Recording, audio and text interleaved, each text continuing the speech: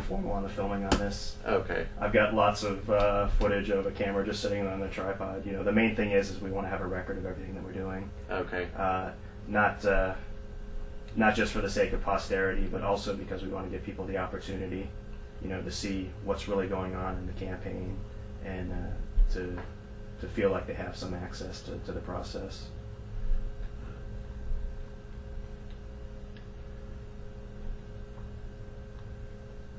There was sort of unrelated, I guess to you specifically, there was a documentary called Purple States being made, where it was an idea of a professor from Yale, I think, I forget her name, but she put together these 5 citizen journalists in Florida was one of the main states.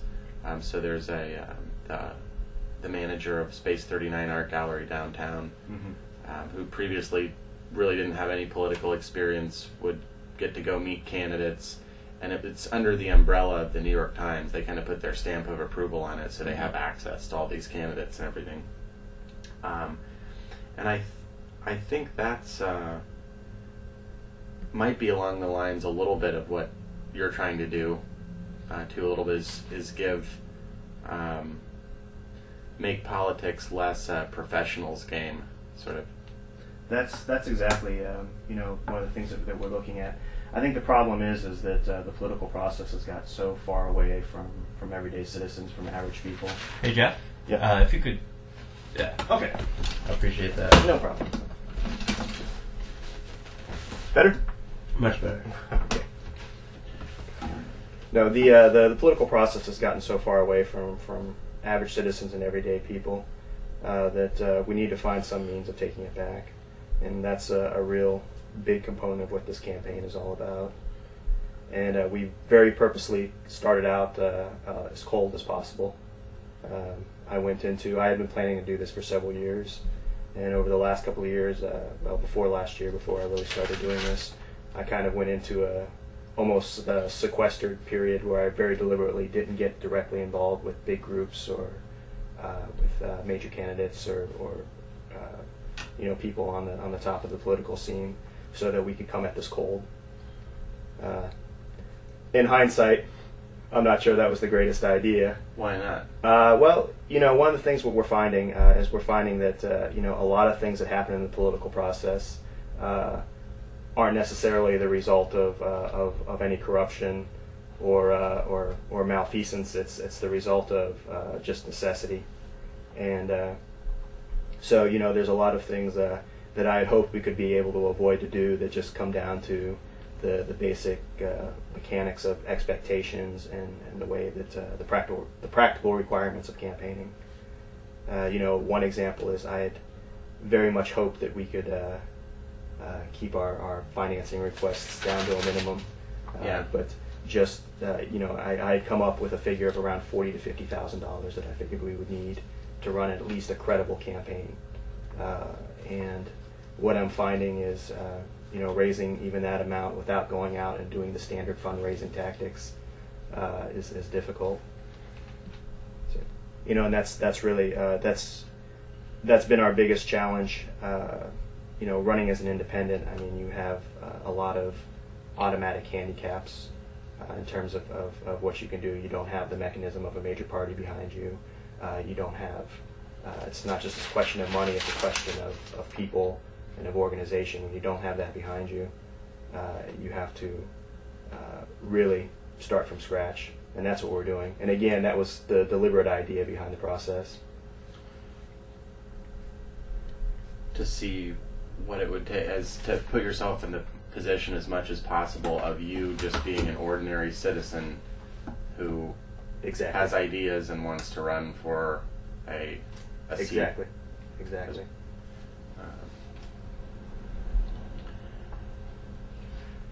And you know, it's you know, one of the things that you find is, you know, it's that old adage that time is money. You know, everybody that I'm working with is working full time, and so, you know, at this point in time, we haven't been able to actually pay anybody that's working for the campaign, so we're completely dependent on volunteers. And the amount of effort that the people have put forth that have been working with me, people like Chuck, and I have a few other people who have been there from the beginning. It's a tremendous amount of effort, but of course, they have lives, they have school, they have work, they have families, and one of the things that you realize is one of the reasons that the big money seems to be so necessary is because you literally have to buy people's times in order to work on this. And this is another thing that we found in the process of campaigning. One of the things that we want to do is we're hoping to go out and get 5,000 signatures for ballot qualification instead of paying the 6,600. And one of the things that we're finding is not only is it a matter of getting volunteers to find the time, it's also a matter of going out and finding a space where we can conduct these kind of civic activities. Everything has been so privatized that the amount of public space that's available is really minimal. If you look at the places where people go, like the Madison Mall or Coconut Point or places like that, you're not allowed to go to actually ask people, to sign a petition. So I think that's a problem. I think the way that we've privatized public space and public discourse in general. If I can add something to that, I spent about a week's worth of my time on the campaign working on just getting places that we could go and collect signatures. Just finding. Just talking to property managers, and in all that time, I only got one private property manager to tell me that he gave his permission for us to go and collect signatures on his property. It was actually Big John's in Cape Coral. What were some of the places you went where you didn't permission? I literally just called down a list. Everywhere from First Street Village was one of them. That was actually one that I thought, given the kind of civic mindedness that went into the construction thereof. And the idea behind it, I thought, that might be a good candidate, but that was one place that didn't. It's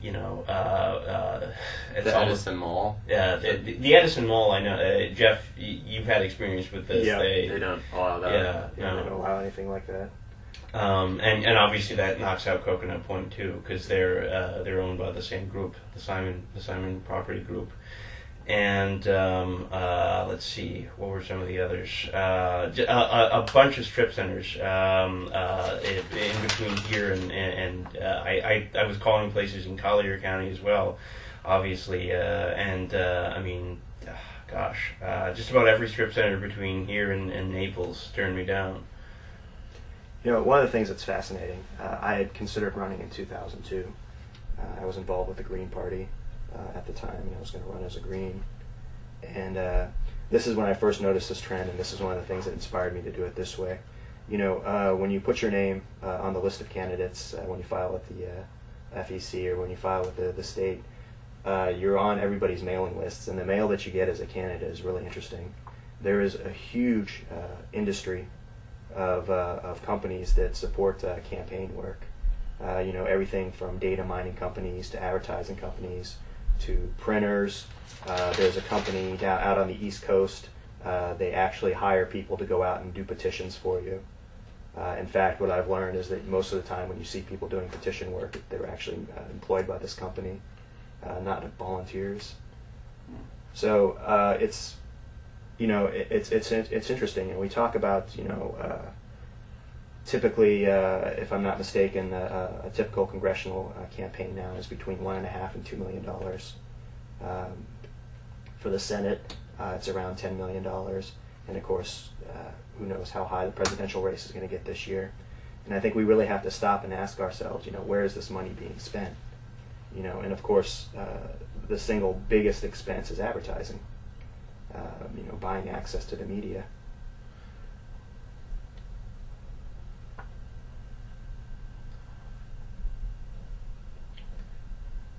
Do you think that's bad? Or do you think that's just a necessary in this day and age? It's just necessary. The issue is that particularly when you're talking about the broadcast media in particular, the airwaves do not belong to the networks. The airwaves don't belong to the affiliates. The airwaves belong to the people. And while I don't think that we should make free campaign speech illegal by any stretch of the imagination, the ability to pay for campaign advertising, I think that we do need some sort of public. We do need some sort of public campaigning laws. More candidates should have easier access, because what happens, you hear this from people within the system all the time, and it's only gotten worse in the last 10, 15 years, is if you have to raise $1 million a year just to stay in office as a congressman, your ability to talk to people is limited practically by how much money that they bring to the table, because you can't go out and talk to everyday citizens on a regular basis, because so much of your time needs to be dedicated to making sure that you're raising that money, and I think that's a major problem, and this is something that we need to address. So as a result, what you see is a system where those with the most money are able to buy the most access, and in turn, indirectly or directly, have the most influence on the process and on the decisions. And I think that's why in particular, the economy has gotten so skewed.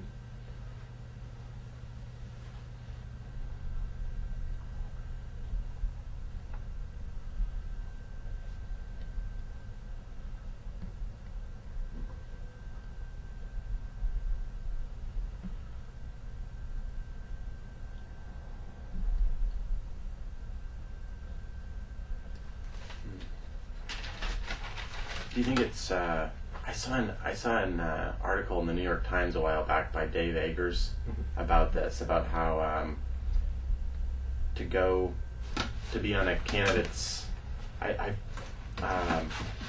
forget exactly what was behind it, but basically it was what you just said. To go meet a candidate and be on their list as a supporter, you had to pay. I think the minimum was or you had to pay the maximum individual donation, which was something like $4,000 or. It's $2,300. $2,300 currently. You had to pay that just to be able to be on their list or be someone that they considered that was representing them or supporting them. Yeah, and that's not at all surprising, and certainly, it does speak of a level of corruption, but I think it's a matter of practical necessity for these people, because what you see all the time is you see people who are in the mainstream political system. You have to realize that in order to make a direct impact on the system, I need to be in the system, and in order to be in that system, I have to buy my way into it. So and I don't think that these people are everyone's stereotype of corrupt fat cats so much as they are people who are having to accommodate the practical necessity of staying in office.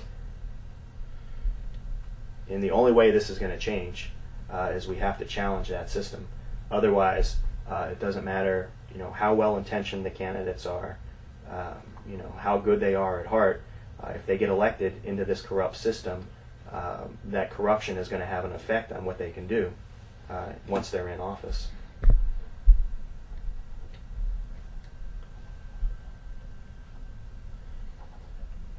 It seems like it might be complicated to figure out exactly how that system got so corrupted. Do you think there's a base reason why it became money and buying your way into it? Well, I think it's always been a factor. Yeah. Wealth has, of course, always been the most direct means to power, throughout, I think, all of human history. Yeah. And the principles that this country were founded on, we like to believe that was issued as a challenge to that notion. But I think that concept evolved as the country evolved. Yeah. Certainly, the founding fathers were much more egalitarian-minded than King George or anything that had come before in this society. But they weren't perfect by any means. So it's been part of a long process, but I think you can really trace the current levels of the problem that we have to two trends. I think one was in the 80s when corporate culture sort of adapted to the methodology of the counterculture and realized that they had a lot more money to throw at it to direct influence. You see also, and that really started to happen, I think, in the 80s, late 70s, early 80s. You also see the massive consolidation of media that's happened, particularly in the last 10 to 20 years. And then the so-called Republican Revolution in '94 had a big impact. That's when the K Street Project started, and that's really when the revolving door between lobbyists and people in the administration or people in government became a sort of fixed, expected institution. So some of these trends are current, and what's important is, I think, right now, particularly with the internet and the idea of the new media, is for the first time, at least in recent history, we have a real opportunity to take some of that back. We have a truly democratic platform for people to get out and be heard on a large scale, and not just be heard, but to actually interact with each other. Through the internet? Through the internet.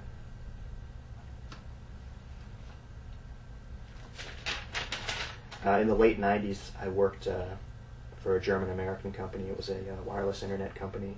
It was based here in Naples, and this was really, at the height of the dot-com boom. And what we were doing is we were setting up wireless internets. We were setting up wireless internet networks here in North America, South America, Africa, and Europe. And I really got a real sense for the nuts and bolts workings of what was going on in terms of infrastructure, and also the potential that this had once broadband took hold, which it now has.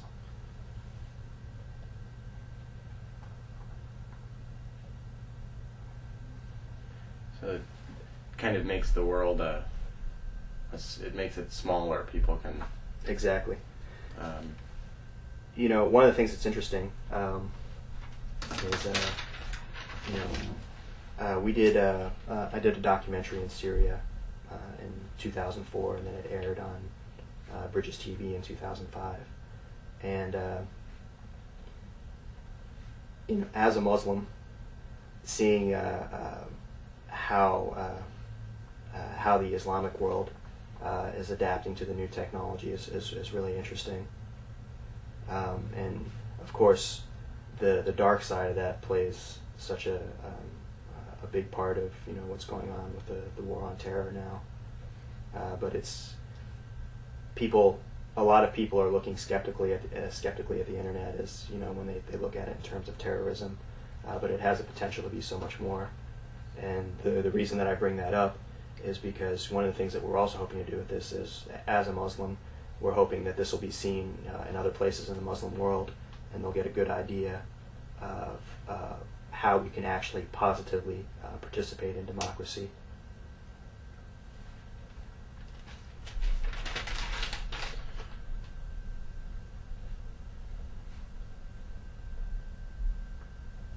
Whereas before they might have felt completely alienated from any... Well, the situation there is so complex because we talk all the time about wanting to see democratic reform, wanting to see more freedoms there. Yet most of these countries have these tyrannical governments that in a large part are often sponsored by the U.S. or supported by the U.S. or the West, and they tend to quash any sort of secular movements. So what happens in the Islamic world is that you have a situation where the only place that people can organize is inside the mosques. So as a result, the Islamic core of Islamic core of their shared identity takes a much more central role. And what's happening is, even though they're trying to suppress some aspects of the internet in certain parts of the Islamic world, it really is. It's become a tool that's revitalized the discussions there. Unfortunately, we don't tend to cover that as much as when some idiotic terrorist makes a video. One of the things that I think a lot of people would find surprising about the Middle East is we have this old, outdated Cold War notion of what life is like under a tyrant or under an autocrat. That everything is completely suppressed. There's no communication. Going into a country like Syria, where I think a lot of people have that idea, one of the first things that you see is, every rooftop is covered with satellite dishes and antennas, and they have more access to the media in a lot of cases than I think some people in rural parts of the U.S. have. So the information is definitely getting out there. It's just a question of how it's being represented in terms of what our policies are there. It's not so much in the Islamic world. We're not so much seeing a rejection of Western culture as we're seeing a rejection of specific Western policies.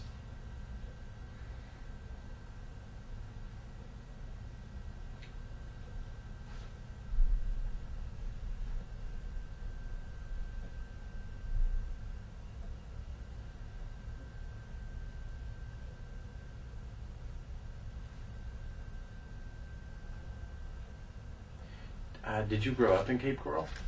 Yes, I grew up in the Fort Myers, Cape Coral area. I was born in Ohio, but we moved here when I was about 4 years old.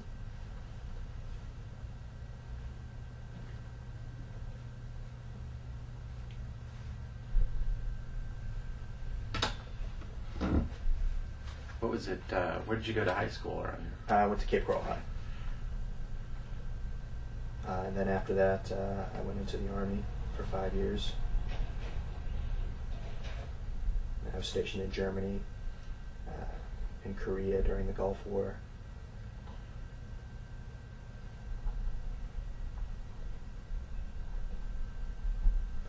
Then after that, I traveled around the Mediterranean for a while. And by Mediterranean, I mean the whole loop from Italy around through Israel, down on the other side. Then came back and eventually went to High Tech North and kind of parlayed the experience I had in the military. I was an electronic intelligence analyst into a career in the computer electronics world, and that's when I ended up at the wireless company, Air Data Wyman Systems.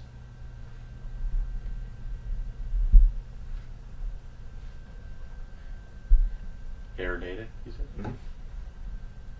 It's since been bought out once or twice. And you were in Germany at that.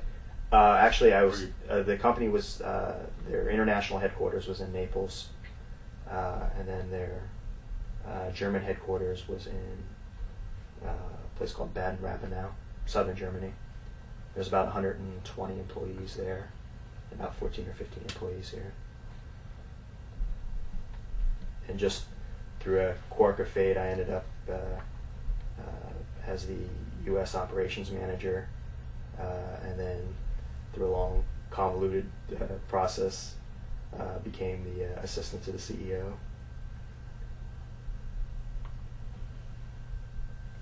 And somewhere along the way, you started making films too.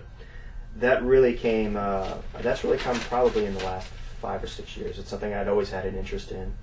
And we talk about the internet, but of course the other big revolution that's making all this possible is digital video. And when I saw that the tools had gotten to a point where an individual could sit down with a couple $100 of software and a decent camera and put together professional quality video, I realized it was time to get more directly involved. That's when, in 2004, I started up my current company, which is Daylight Moon Productions. Daylight Moon? Moon. Daylight Moon. Mm-hmm. Very small company. It's myself and about 4 investors. We've done a couple local commercials, and we did the documentary.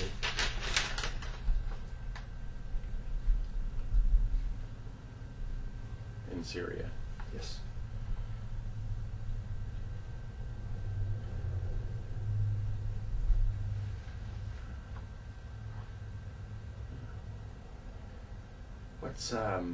What do you do in Fort Myers when you're not campaigning or making videos? Or, I mean, if you didn't have any of this in your life, what would you do here?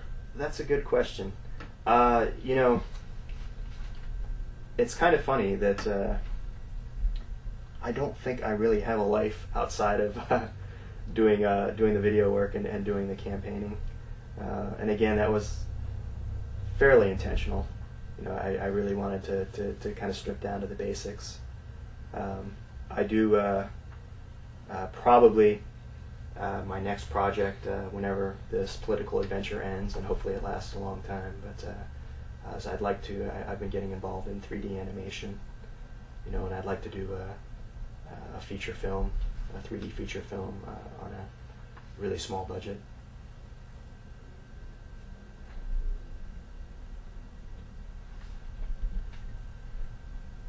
Do you have any idea what the content of it would be? Would it be political or just something? It would be. There would definitely be a political subtext to it. I mean, anything that I write, that's the way it works. But it's more of a sort of sci-fi adventure thing, especially for the first project. I do have a script for it.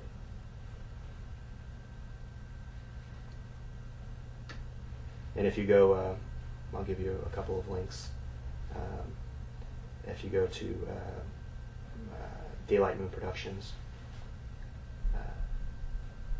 I'm sorry, Daylight Moon, daylight-moon.com. There's some 3D work on there, and then my personal YouTube page is Kamar Nahar, QAMARNAHAAR.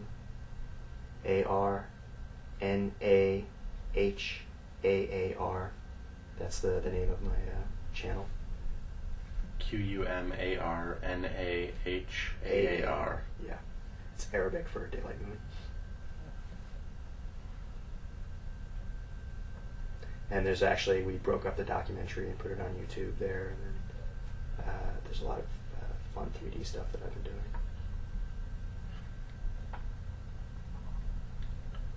And are you a Muslim? Yes. Were you raised a Muslim? No, my family is actually Catholic.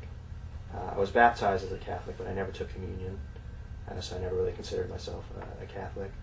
And around about the last couple of years I was in the Army, I got really involved in the idea of spirituality and what it means on a personal level, and I just vicariously read everything I could on the subject of religion, and I was attracted initially to the philosophy of the Sufis, and later to mainstream Islam. And so I'd studied it for about 10 years before September 11th.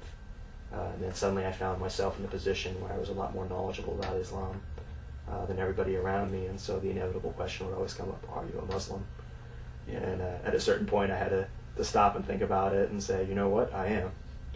And in 2003, I made it official, gave my shahada, my proclamation of faith, in front of some Muslim friends, and since then I've been directly involved with the Muslim community here.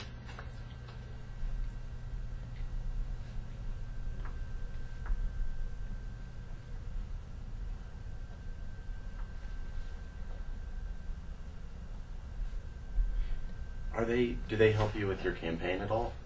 Well, or is this sort of they've been a tremendous help. You know, this house that we're renting, we are actually renting it from the owner of the mosque. We're paying full rate, so it's not any sort of donation from the mosque. And I deliberately chose this particular location for a couple of reasons. And one of the main reasons was the fact that we are adjacent to a mosque here, because it's always a challenge, to talk about the issue of religion in a political context. Yeah. And I am a firm believer in the separation of church and state.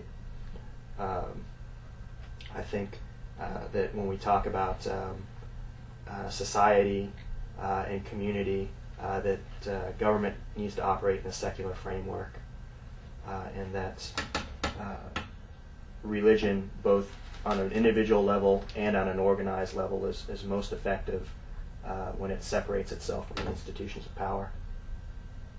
But having said that, I think that it does play an important role in the lives of individual Americans, and we need to find a better way of talking about this within the discourse of politics.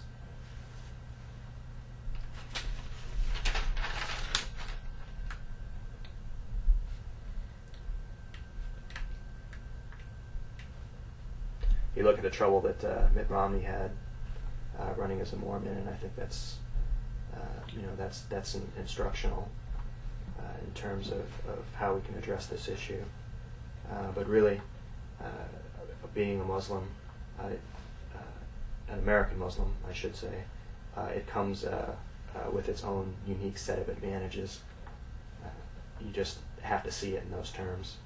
I think when we're talking particularly about the foreign policy issues and the war on terror, I think I have a good insight that's unique to a lot of the candidates out there in terms of how Muslims perceive the world, how they perceive our policy, and I have an inside track into what's going on in the Islamic world. So I think this is, even though it might be a negative in the perception of certain people, once we get out and we talk to them,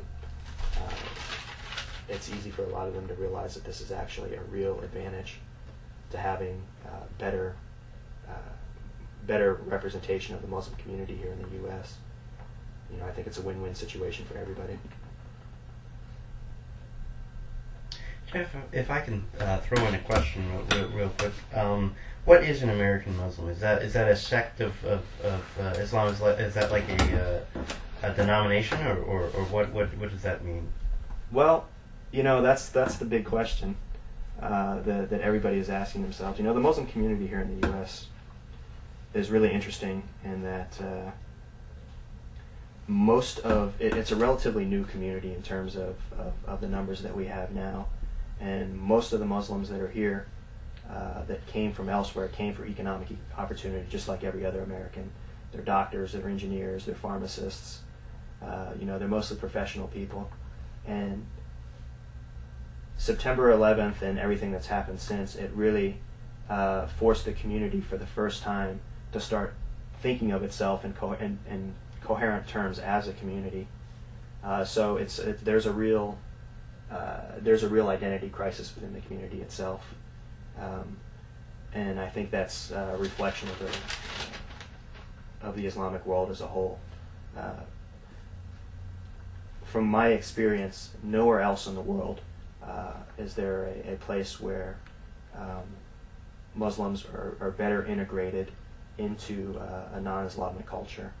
I think there is no place in the world besides America where Muslims have the freedom to practice their religion as they choose. Certainly this freedom doesn't exist in so-called Muslim countries like Saudi Arabia, where Shiites are suppressed, Sufis are suppressed. A lot of everyday discord is suppressed there. And that's saying that Muslims are freer here to practice their religion doesn't come from me. That comes from Muslims that I've talked to that have come from elsewhere in the world. So the challenge is how do we define what it means to be a Muslim in the 21st century? And that's really what being an American Muslim is all about. I think it's finding our identity, our spiritual identity in the modern world as Muslims.